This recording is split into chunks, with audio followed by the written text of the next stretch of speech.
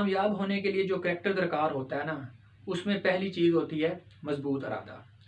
لیکن اسٹوڈنٹس، اگر آپ کی زندگی کا مقصد کچھ زیادہ ہی بڑا ہے، یعنی کوئی بہت بڑا کام کرنا چاہتے ہیں آپ لائف میں، تو پھر صرف مضبوط ارادے سے بات نہیں بنے گی۔ پھر مضبوط ارادے کی نا ایک سپرلیٹو فارم ہوتی ہے جسے کہتے ہیں عزم، استقلال، استقامت۔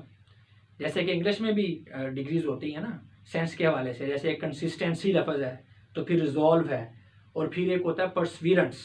تو عزم پرسویرنس کو کہتے ہیں۔ تو پھر اگر آپ لائف میں کوئی بہت بڑا کام کرنا چاہتے ہیں نا، تو پھر آپ کو مضبوط ارادہ نہیں، آپ کو پرسویرنس چاہیے، آپ کو عزم چاہیے۔ تو عزم کو بھی ڈسکس کر لیتے ہیں۔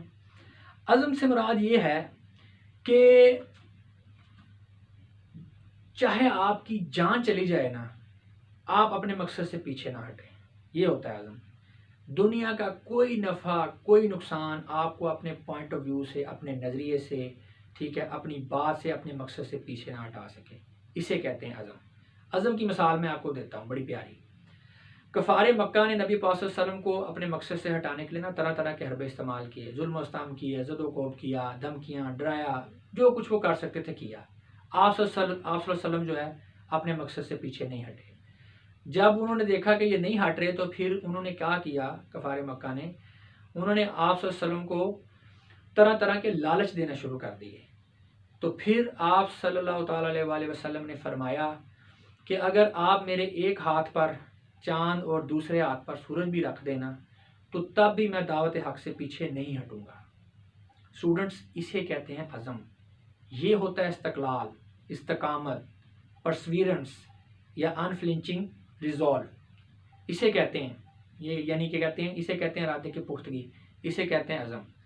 تو لہٰذا اگر آپ بھی اپنی لائف میں کوئی بہت بڑا کام کرنا چاہتے ہیں نا، کوئی بہت بہت بڑا کام کرنا چاہتے ہیں، تو پھر اس کے لیے مضبوط ارادہ نہیں، پھر عزم چاہیے آپ کو۔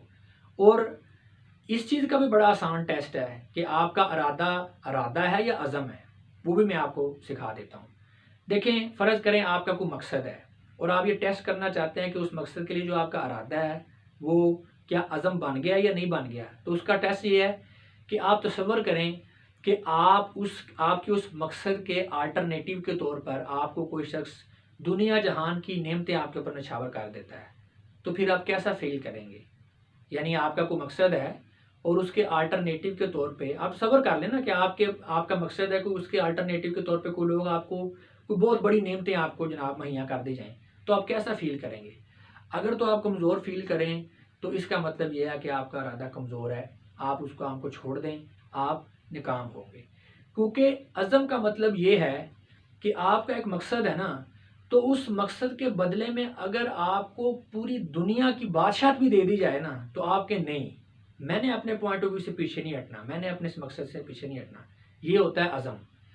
تو کمزور ارادہ اپنے اندر ایک ناکامی ہے، اور جو عزم ہے، استقلال ہے، یہ اپنے اندر ایک ٹول ہے، یعنی یہ ایک ہتھیار ہے۔ آپ کے پاس کچھ بھی نہ ہو، آپ کے پاس عزم ہے نا، تو آپ دنیا کا ہر میدان فتح کر سکتے ہیں۔